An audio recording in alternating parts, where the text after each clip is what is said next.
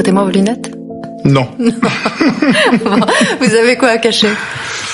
En fait, ça fait tellement longtemps que je les ai, j'ai fait tellement de choses avec que ce serait fou de les enlever là maintenant. J'ai peur, ça me fait peur de les enlever maintenant. C'est vrai? Pourquoi? Ouais, je sais pas, ça me fait peur. On peut me demander autre chose, là on peut me demander de soulever un camion, je vais tout faire pour, mais là enlever mes lunettes comme ça, j'ai peur. Vous en êtes à combien d'albums vendus depuis la création de Section d'Assaut à vos tout débuts? 6 millions apparemment, en comptant la Section d'Assaut et ma carrière solo. L'opéra, vous en approchez, vous reprenez Belle, chanson culte de la comédie musicale Notre-Dame de Paris. Ouais. A cappella, quelques notes, ça donne quoi?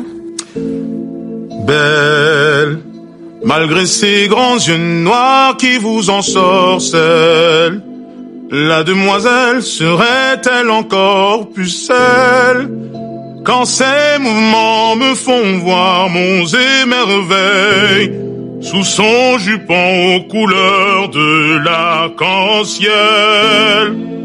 Si je crie plus fort, je vais tout casser. Impressionnant. Merci. Et donc c'est vrai que votre rêve, après avoir rempli le Stade de France il y a 1 an et demi, c'est l'Opéra Garnier? Ouais, c'est ma salle préférée, c'est l'un de mes endroits préférés dans Paris. J'aimerais vraiment me produire à l'Opéra Garnier. C'est classe. Mais avec tout, quoi, avec tout ce qui va avec. Tout le monde arrive, costard, costume de papillon, machin, les femmes avec de belles robes, les petites jumelles, etc. C'est mon rêve. Vous avez un incroyable destin. Enfant du Zaïre de Mobutu, vous avez 2 ans quand vos parents fuient avec vous la dictature. Migrants, ils n'ont ni travail, ni papier, ni logement. Vous avez été trimballé de squat en squat. Ouais, j'étais un petit migrant. Et on est arrivé en banlieue parisienne, on est arrivé en province, pour terminer ensuite à Paris. Et c'est des tonneaux.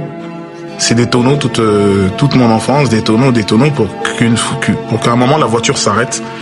Et là tu te demandes si ils sont encore vivants à l'intérieur ou pas, quoi. Et par je ne sais quel miracle, on est sorti de la voiture et on s'est stabilisé.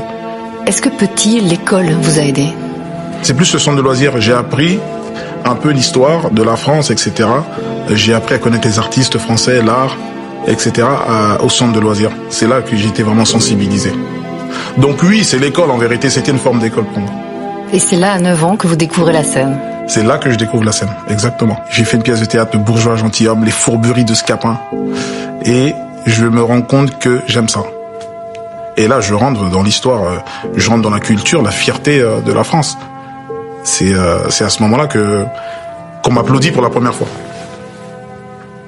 Et vous prenez goût aux applaudissements. Ouais. Faire gaffe, c'est addictif.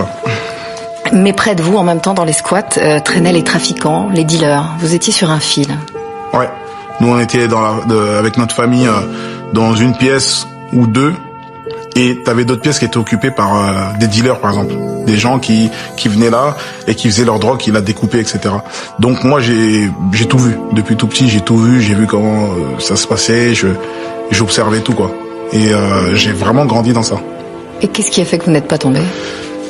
J'étais tellement passionné par tout ça, par mon petit centre de loisirs, par tout ce que j'apprenais. Je découvrais plein de choses, la musique, l'art, le cinéma français. L'art, en général, m'a préservé, m'a un peu écarté de tout ça.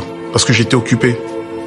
Et la musique a pris de plus en plus de place dans votre vie, dans votre famille aussi. Il y a maintenant de la concurrence.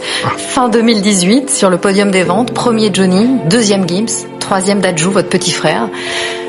Dadju, c'est votre fierté ou votre concurrent? Non, c'est ma fierté avant tout. C'est ma fierté parce que c'est mon frère déjà. Donc il vient solidifier la forteresse. Et au classement, vous préférez qu'il soit derrière ou devant vous? Non, il faut qu'il soit derrière. Mais c'est ce qu'il dit aussi. Il préfère que vous soyez derrière aussi. Non, il faut pas. Voilà, il faut qu'il soit derrière. Il est là, c'est cool, mais il faut qu'il soit derrière.